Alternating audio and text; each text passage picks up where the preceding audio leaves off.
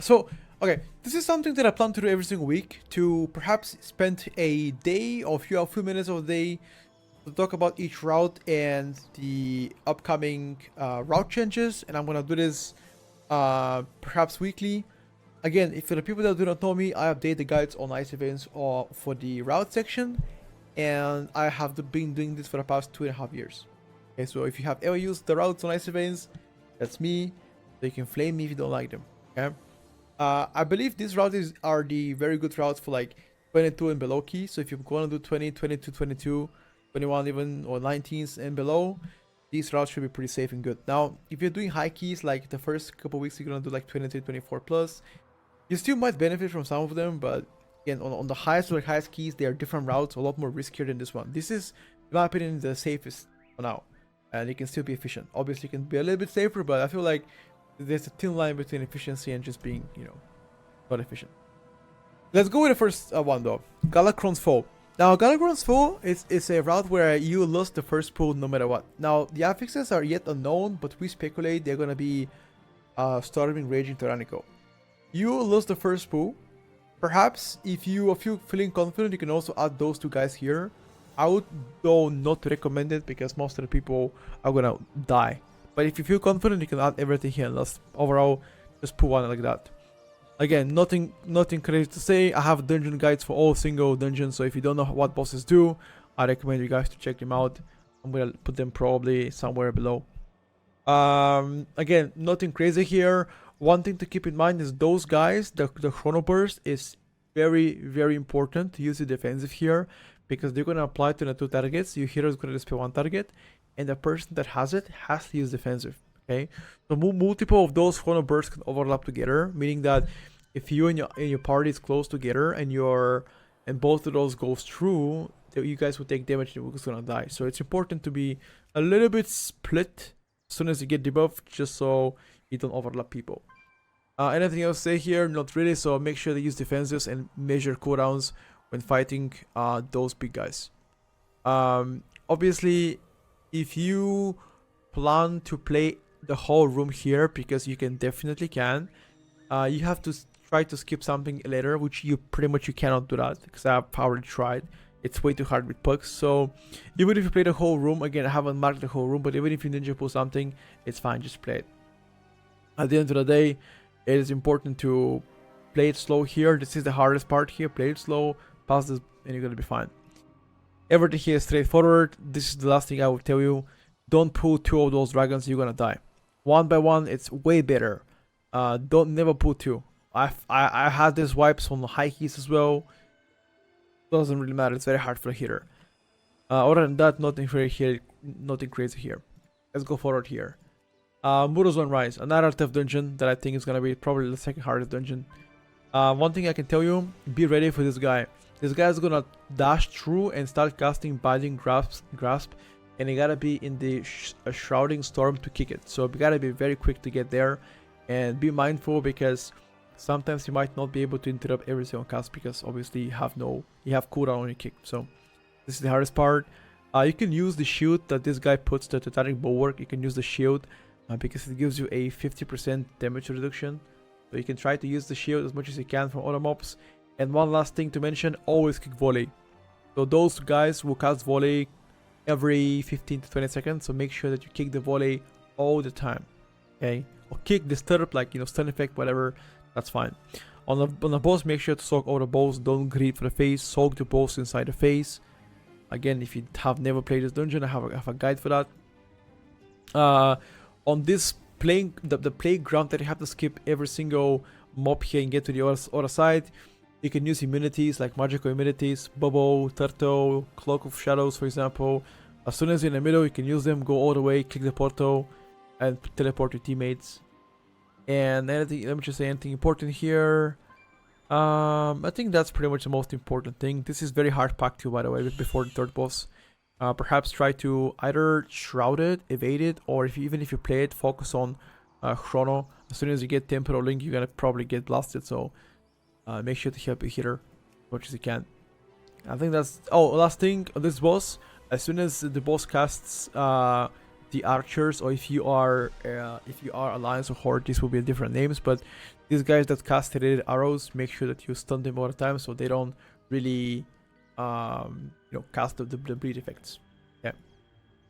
And last thing on last boss, just make sure that you focus the ads in the first phase. That's pretty much it. Pretty easy club. Waycrest Manor, nothing really to say here as an old dungeon. But one thing important is I always lost the first boss no matter what. Just lost it all the time. I clear one of the sides for safety. Feel safe, and if you feel like you don't want to do it, then you don't have to do it.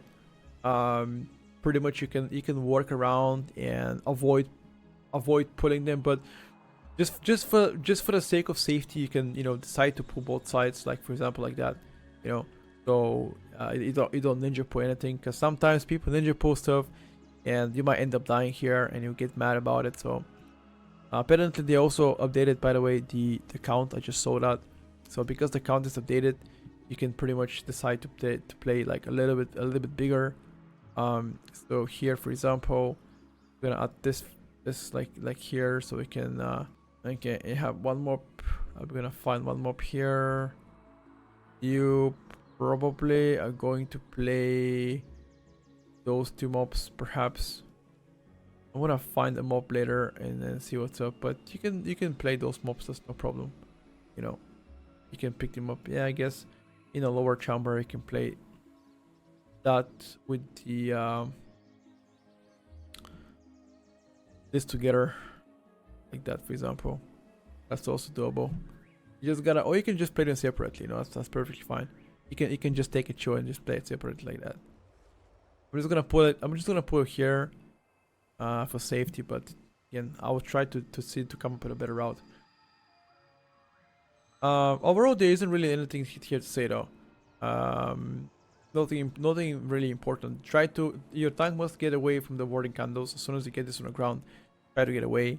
That's the important thing. There's gonna be fire around this area. Use the fire. Those guys take damage from the fire, for example. The matron takes damage from the fire, so that's pretty useful. You can drag the gorgers outside, and you can put the range here on top of the waterfall or a fountain, whatever you want to call it. And these guys will not jump away and give you the bleed effects. They wouldn't be casting a ravaging leap, so you can try to get away if you want to, right? And I think that's everything important. Third boss, fourth boss, straight to the point. Again, this is one of the hardest packs here. Make sure that you drag away the mobs from the warding candle and kick you volley. Blackrock Hold, again, pretty easy. I would recommend going to the right side, much easier. Left side gives more count, but it's harder because of this mini boss here. I would recommend people to go to the right side. A lot more easy, pretty much. Lusting first bow is always must here. So once you pass this area, which is the spider area, the mobs before second boss, there's gonna be the archers. You gotta watch out. As soon as they cast their arrow barrage, you gotta sidestep it. And one last thing, those scouts, as soon as they cast your knife dance, or before they cast it, try to stop it. AoE stun, knockback effects, stutter effects, anything works. Don't let them cast the knife dance. Okay. Second boss, straightforward, nothing to say. If you get a dance, get in a corner.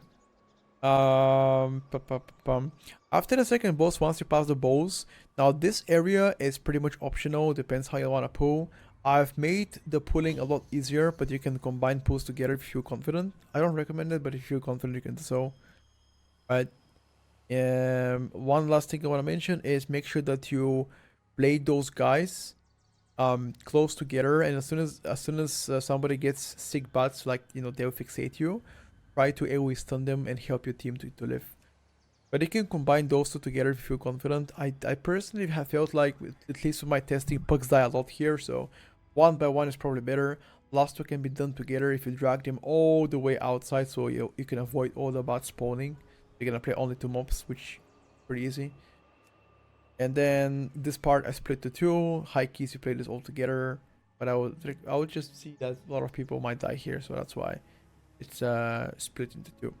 And then last boss, make sure to use your defensive on the very first Shadow Bolt volley as soon as this guy is transformed.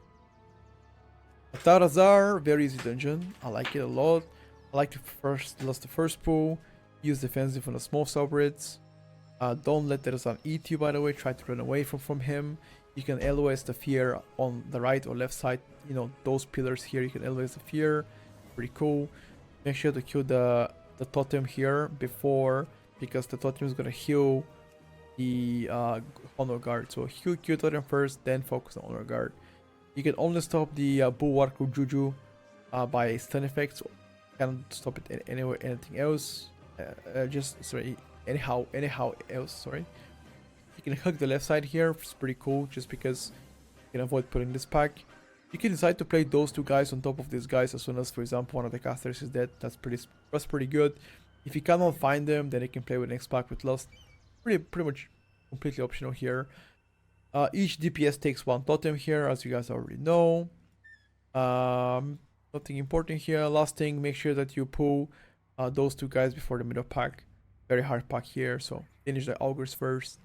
And you can also crowd control the spawns from this boss, which again, you don't have to kill them, you can just CC them. Frost trap, you know, like anything that's, you know, you see like paralysis, for example. What else can you do? You can do banish, I guess. You can stun them, you can slow them, you can like astro them, you can single root them, etc. On last boss, make sure to stack together for the echoes of Shadra, you know, all cast, stack together, always kill the boss as well. And don't soak spiders, I think you can just run away from them. Everbloom goes recently buffed, you gotta play a little bit more count, and that's why I added to play mini boss. Going left side first, losing the first boss, the most important. On the mini boss, make sure that you stack together and kill the roots that come out of them pretty quick, otherwise you're gonna get silenced, so it's pretty cool. This berserkers will always jump on the range players, so make sure the range players are topped up. You might want to pre-defensive that, so you're feeling safer.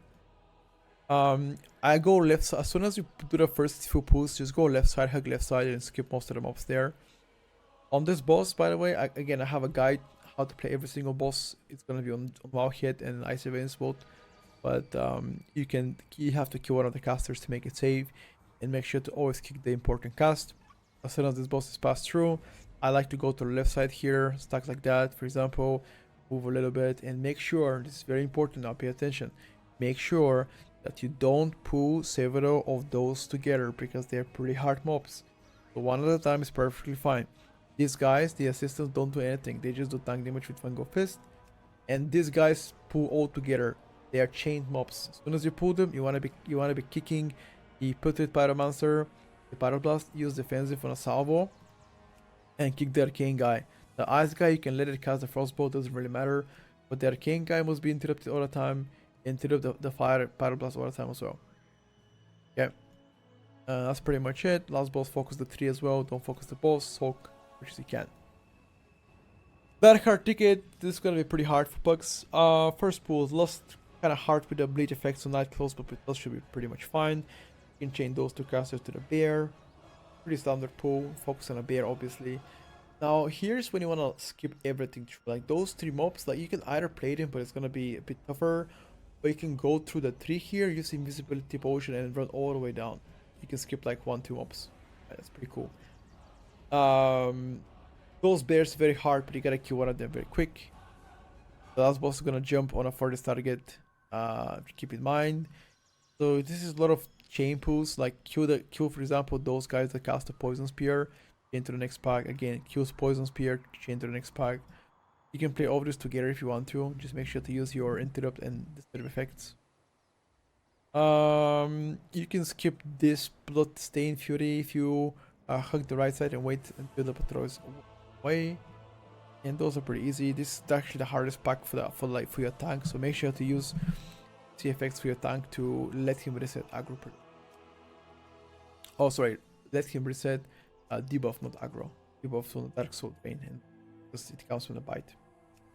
Last thing, Throne of Tides, nothing really important here. First pull is the last standard pull, nothing really to discuss here.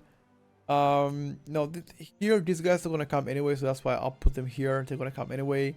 Make sure to kick Hex all the time, because the Hex, if the Hex goes through, it can be also on your tank, which means you are probably gonna be dying here if this goes on your tank. So fine. Very important. Make sure to heal up your healer with the crushing depths debuff. Try to use health potions. It heals you as well. On this area, I like to play this Snapdragons with the mini boss. However, the Snapdragons are very hard for the tank and for your DPS as well. So use the step effect, slow effects to reset the bleed effects. You can skip one of those sides if you feel confident, although you're gonna make this boss a little bit harder. But you know, if you are feeling confident and if you're like you can handle the heat and you know play this boss without going to the left and right side, then you can do so. You can just skip one. I play both for safety, even though I lose a minute, I play it for safety.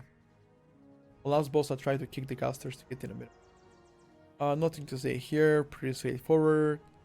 Always kill the totem here, the starting field totem killed at a time.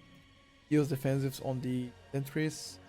The perch doesn't work anymore, so use defensives on the sentries. Try not to put too many of those unstable corruptions. And last boss, obviously try to clear as much pools as you can. I think that's everything, chat. Try to be quick, TLDR. Enjoy.